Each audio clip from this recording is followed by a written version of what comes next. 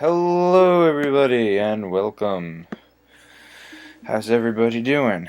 Let's say hello to my me. Yeah, you flex your muscle, because today we are going to begin The Legend of Zelda Hyrule Historia. We will be rereading this on the Wii U. And what I'm very excited about is this time around we get to have you guys read every page along with me and get to see every page very clearly and nice. It'll look beautiful.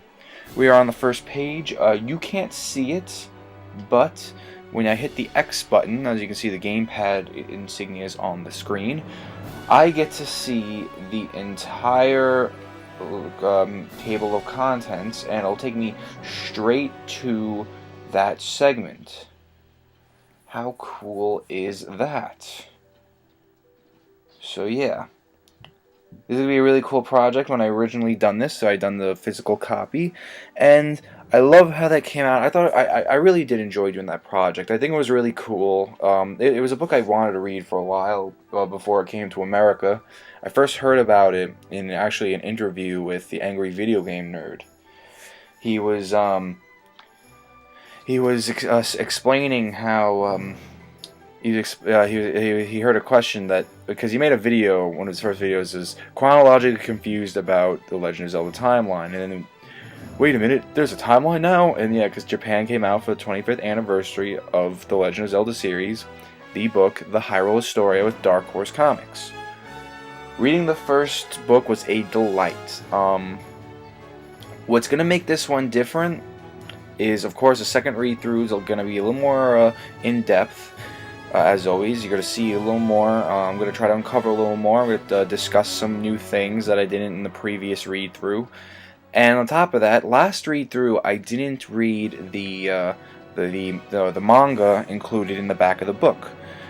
However, this time around I will, because I figured everyone probably owns this book at this point anyway. So let's explain the controls. The right analog stick zooms in and out. You can zoom in as much as you want, and the left analog stick looks around, and great detail here. As you can see, there's another symbol here of the symbols of Nairu, Faror, and Din, surrounding the Triforce. You got some songs, some staffs, I'm assuming, around it, and all the symbols of the sages around this circle. Very nice indeed. You can either use the touch screen to change pages by tapping each end of the screen, kind of like how on Facebook does it with pictures or any picture album on the internet. Or you can use the D-pad, which is my preference. Here's how it's going to work.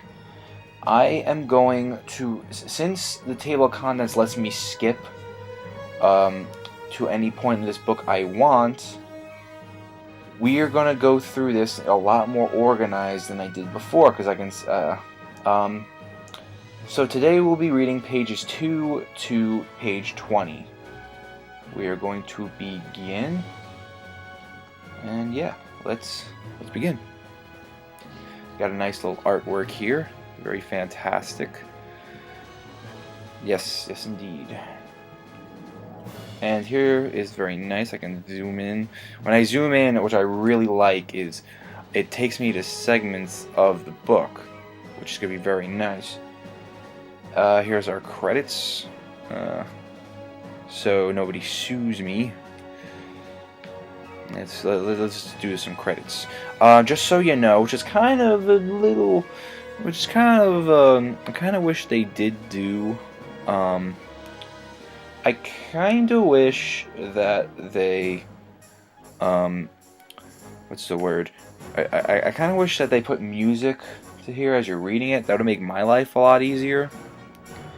But they did not. I'm okay with that, though. You know, what are you going to do? I just want to say that because I am the one putting this music in the background as I did in the first project. Just makes things a little nicer. Let's begin. Alrighty.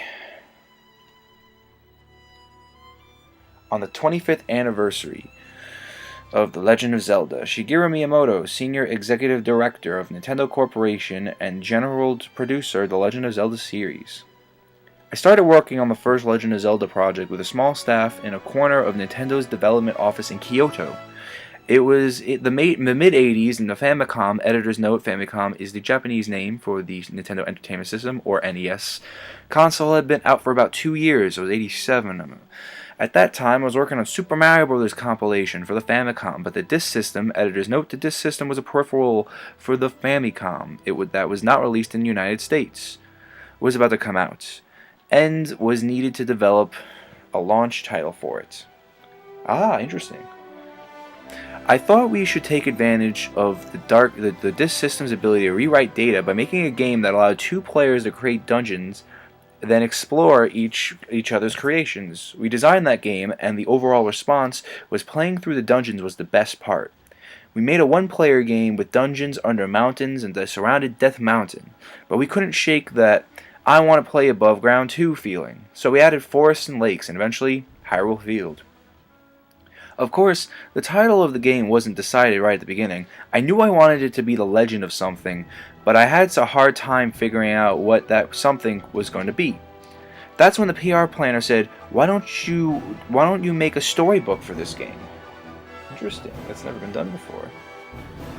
He suggested an illustrated story where Link rescues a princess who is a timeless beauty with a classic appeal, and mentioned, there's a famous American author whose wife's name is Zelda.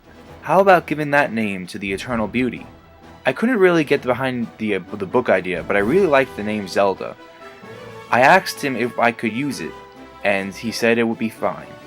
And that's where the title The Legend of Zelda was born. We named the protagonist Link because he connects people together. He was supposed to spread scattered energy of the world through the ages. The old female storyteller who feeds information to Zelda is named Impa. Her name comes from the word impart. Impa, Link, and Zelda were guardians of the Triforce. Today, when you think of characters who are connected to the Triforce, you think of Link, Zelda, and Ganon. But that started in Ocarina of Time. Originally, Ganon was the only a villain in relentless pursuit of the Triforce. By the way, I do want to correct something I said in the video before here. I read the Zelda instruction booklet. I mentioned that the original Zelda spelled the name Ganon with 1 N instead of 2. That is actually the correct way of spelling his name. What I meant was, in the in-game, even the instruction booklets have 1 N, but in the in-game they spelled it with 2.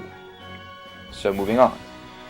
Also, I'd like to mention that later in the series, they also mention that Link's name derives from the fact that he's always a link between something.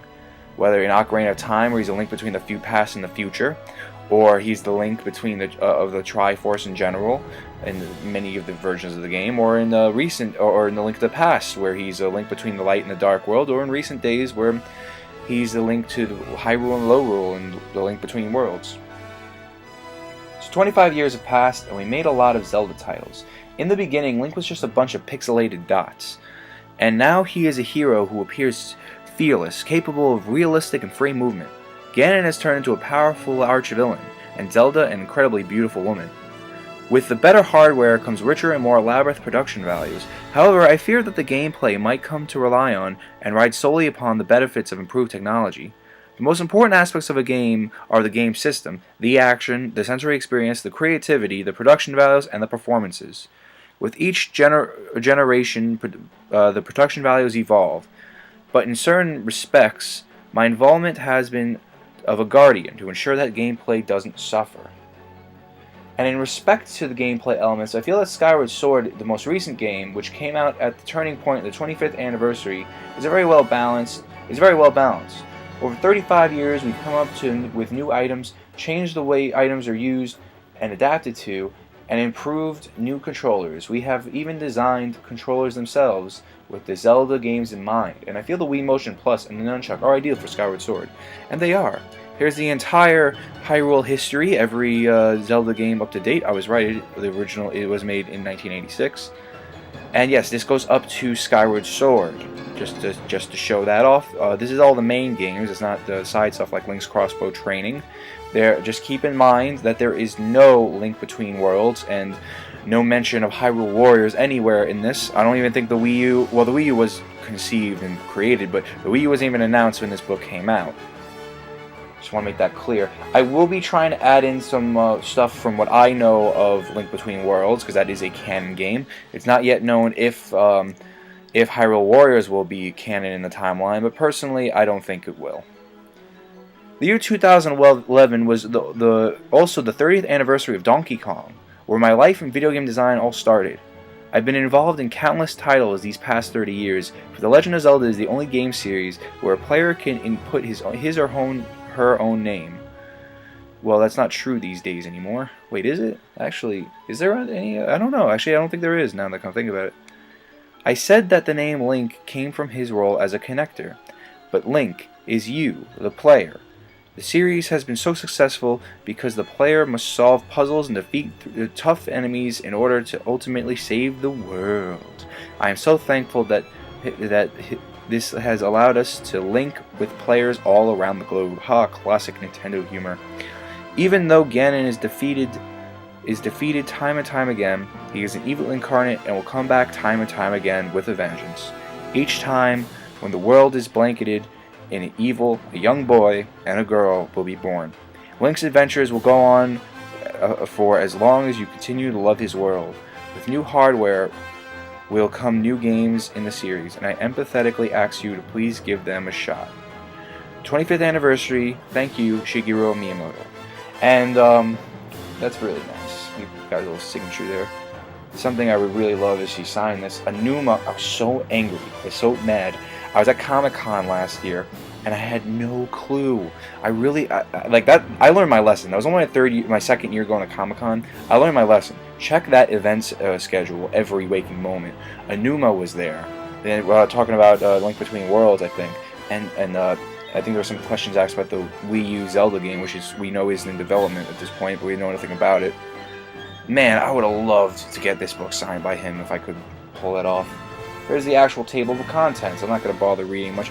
We're going to see these are the three main elements of the book. The legend begins. We're going to talk about the whole Skyward Sword scenario because it is the beginning and origin of the whole story. The history of Hyrule, which contains the other games in their place after the events of Skyward Sword, because after the events of Skyward Sword, the incarnates of the three human forms of the Triforce will return throughout all of time.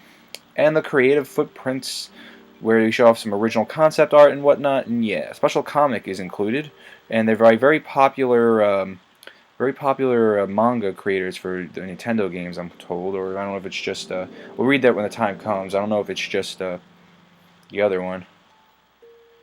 And yeah, here's a nice, very nice style here of the very nice artwork here for Skyward Sword. Link, it's time to awaken. Your incredible destiny approaches. It's time to wake up.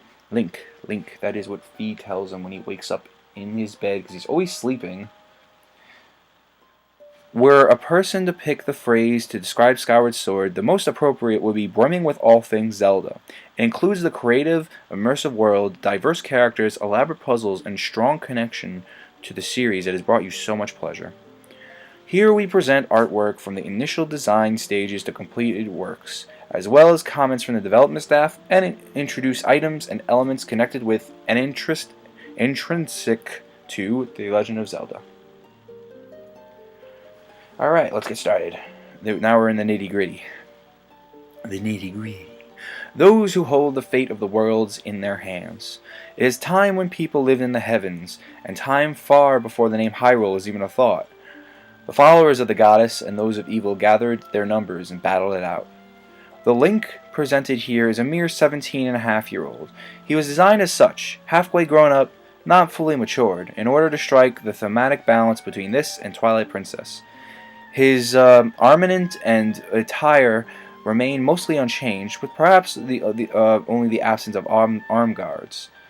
The expression on his face was portrayed as slightly more comical and lighthearted than before, so regardless of what expression he makes, the expression themselves seem relatable. Additionally, there is a lot of interpersonal interaction in this installment, so the expressions become much richer.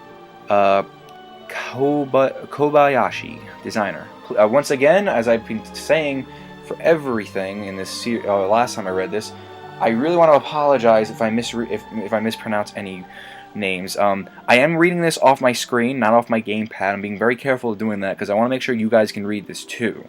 And I've been mentioning in the last video again that I'm very nervous about. I'm doing my best to get the best video quality I can possibly make with my budget and time. And I think I've gotten the best I can so far. One day I hope I can get some HD quality, but for now the best I can do is 480p, which is why I suggested in the beginning of this video that you guys should switch to 480p, because for some reason all my videos are standard on 360 or 320, one of those, which I don't like. I mean, it's a good quality for what it is, but for something we have to read a lot, I am hoping 480p will do it much better. Anyway, the heroes of the sky raises his sword to the heavens. Link, a young boy who attends Knight Academy at Skyloft. His search for Zelda will not only allow him to mature as a young man, but indeed will introduce him to his destiny. Which, that little description just reminded me, I have to warn you guys. I have to warn you very much. There will be a lot of story spoilers. If you've never played a game of the Zelda series, or if you never played a Zelda game in general, and you're using this as a reason to find out why, which if you are, I'm flattered. Just know that just skip those parts if you can. I write these pages, but I probably should say what's in them in the description. I'll try to do my best because I always forget. I'm not very good with making descriptions, but let's move on. Here is a little guide for the Loftwing. The Loftwing is only in Skyward Sword. They are a species that are now extinct in the Zelda universe. They are basically birds that flew around Hylians before they were Hylians in Skyloft, which is a really cool looking stage in Super Smash Bros. 4. Which again, by the time this book came out, I had no idea it would even exist yet. Let's see. Let's check out Link's Red Crimson Loftwing, the rarest Loftwing of them all, as they're nearly extinct. Upper portion of feathers, but fur. What does that say? Yeah, but fur. I didn't believe it said that, but it does. The purple and yellow bring to mind the Master Sword and the Triforce. For steering and not flapping, this is where Link places his feet, on the little back things. The silhouette and color, let me zoom in a little bit, are similar to the crest on the Hylian shield. It's hard to read these in its handwriting type style. Long tail. Not even flying, the curls of much like a dog's. Yeah. A positional model. Now he rides test. Yeah, so these those little CGI things are original model designs before they put some textures on them. Differentiating Link's bird from the others. The hairstyle can be changed. Subdued colors. The same white and purple yellow color scheme is not to be used. Short tail handled is reduced. The wings are also a little shorter. Fur is a little shorter. Like Link's bird, Zelda's bird has bright colors and long tail, evoking a nice feeling. And there's a really cool fact I liked, that the original Skyward Sword here, this Crimson Loftwing, is actually the bird on this shield. I thought that was really cool. Sacred Shield. Of appearance, the bird head is slightly changed. Level 2, please make sure the frame's silver. They're showing us the order and how they made the shield for this game. Level 3, the pattern is approached in order to make sure the face resembles the goddess and give the sense that she is wearing a shawl. The hair has been changed. Back, belt color, level 1, 2, and 3. Please create the red area with polygons. I want to represent uneven areas with spectacular maps and bump maps. It looks like they're describing. Looks like this is actually probably a little thing they wrote up for the game. I know some different colors are hard to read in text. I'm sorry if you can't read something. I mean, really, what's more important to me is you guys can read this. I mean, that you guys can see the pages and the nice, beautiful artwork they put very hard for this game and every game they developed for. I can just imagine Nintendo rushing through their files and their old cabinets looking for all this stuff.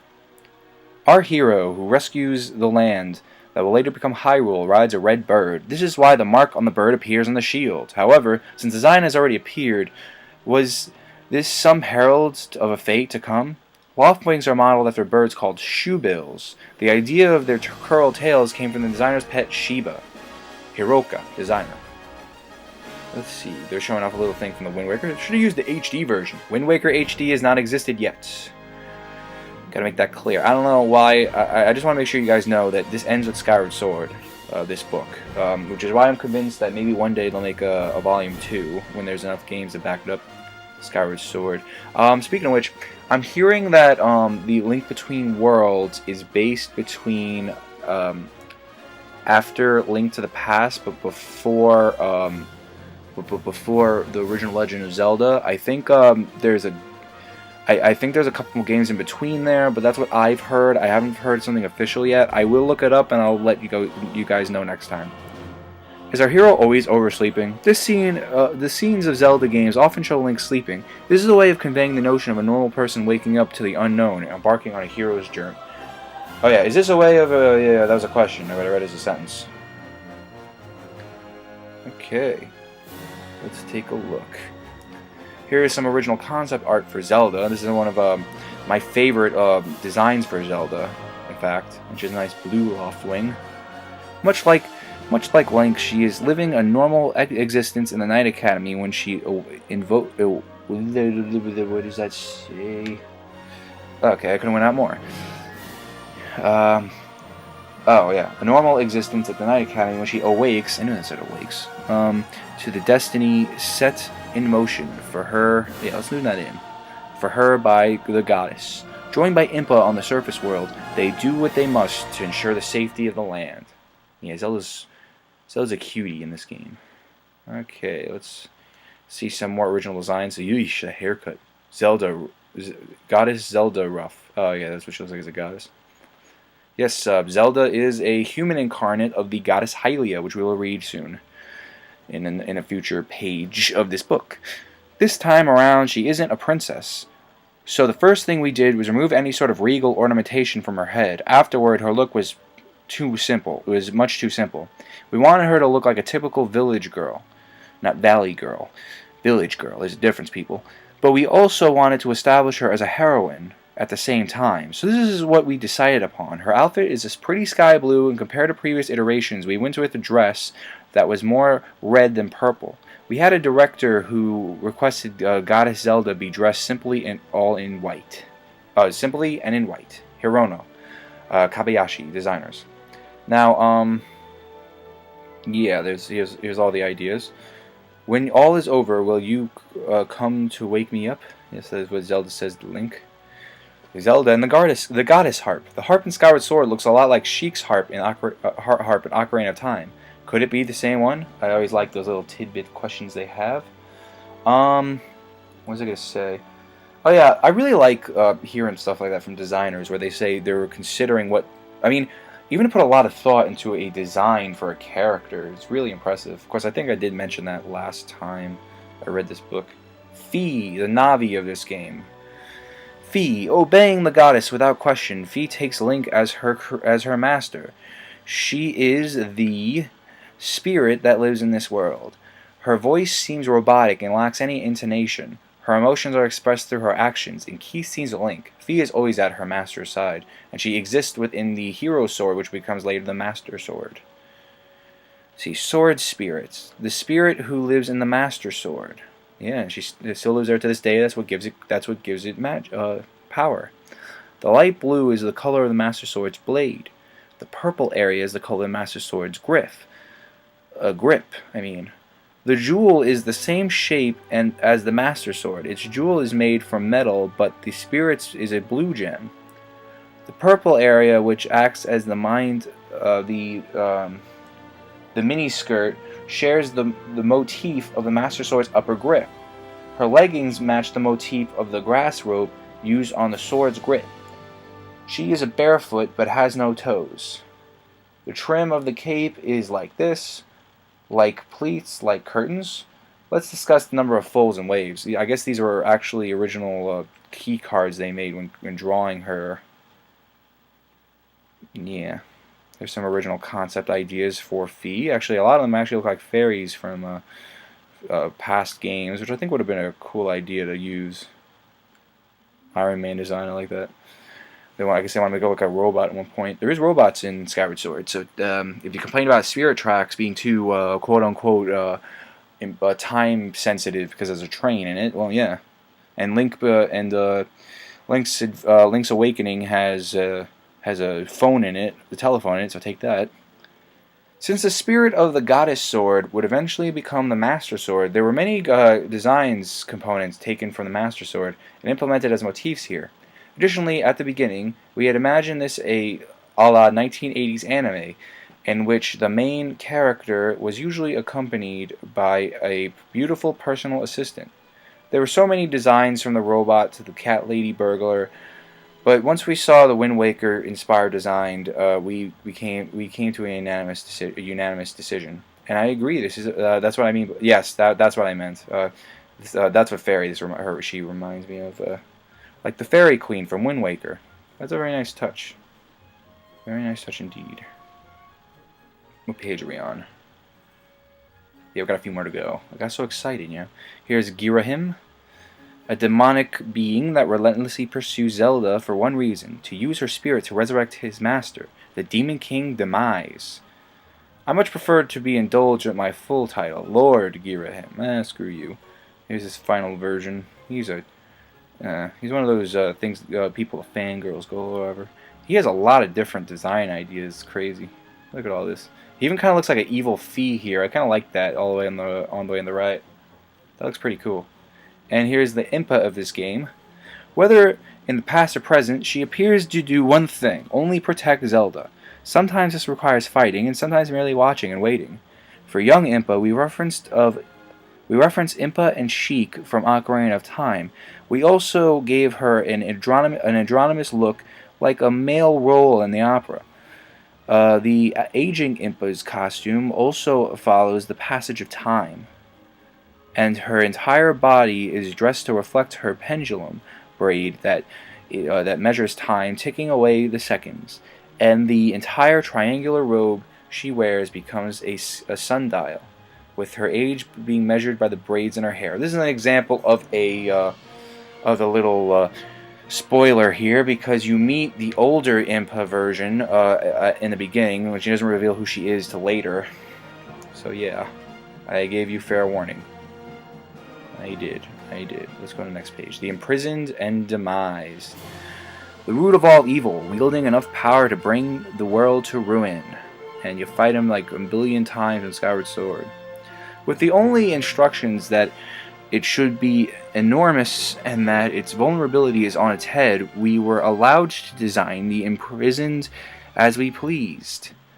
Its design looks more like a kaiju than a monster, trying to show the impressive presence and the overwhelming power of Demise. We drew him again and again until we got it right, to give him more of a resemblance to Ganondorf. We didn't just give him make his hair red, but set it on fire. Laughs. His sword looks like a black master sword. Kinuchi, designer. Humans in the heavens and the tribes below. Where are we? Yeah, 2 more pages. Unfortunately, I gotta end this. I like this. I'm glad I'm back, and I'm glad you guys finally get to see this book more with justice.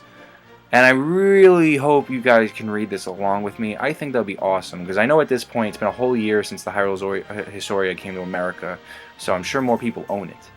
I have 2 copies myself, as I mentioned before, because I saw one at a comic book store and I just had to pick it up because I wanted a sealed copy. Unfortunately, there is a hole in the plastic, so I had to tape it over, but it is in perfect condition, and the book has literally never been opened.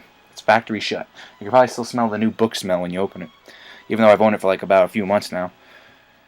I bought it like last summer. In the sky where Link and the humans live, the surface is only a legend. Similarly, amongst tribes like the Goron and the Kikwi on the surface, there are legends of great landmass that floats in the sky. This time around, the game maps were kept relatively simple. We challenged ourselves to allow the player quick and easy access between each area. The planners also wanted to let the the player jump from a high place and skydive into the area. There was a time where we considered placing a lake near the center of the land, too. Fujibayashi, the director. Here's a nice map of the areas of Skyward Sword. Very nice. And here's some more concept art designs. And let's go up here in this. Yeah, more pictures. Nice drawings, very nice. Yeah. The lights here from Skyward Sword are beams. You can use them to guide you to certain areas that you want to return to. They're very nice, and they make life so much easier in Skyward Sword. And I love these drawings. The two sides of the world. In the Legend of Zelda series, there were many titles where Link travels between two different worlds. There were worlds of light and dark, light and twilight, past and future, and of course, sky and surface. Link is oftentimes responsible for connecting two very different worlds. He's the link between them. And next time, we were going to be reading these we're starting with page 20 with Skyloft and the Islands of the Sky. So, guys, thank you all so much for watching. As always, let's stop on the nice little, yeah. I hope you guys enjoyed this first segment here. I'm looking forward to doing this here and there. It shouldn't be that long. I remember my last time I did 16 parts. Of course, a lot of them were longer parts because I wanted to get a whole subject done. Like, a game will go on for a little longer in the book. They want to take more time on that. You know, writing and pacing and all that art stuff. So, yeah. I'll see you guys next time, and I hope you come back for some more.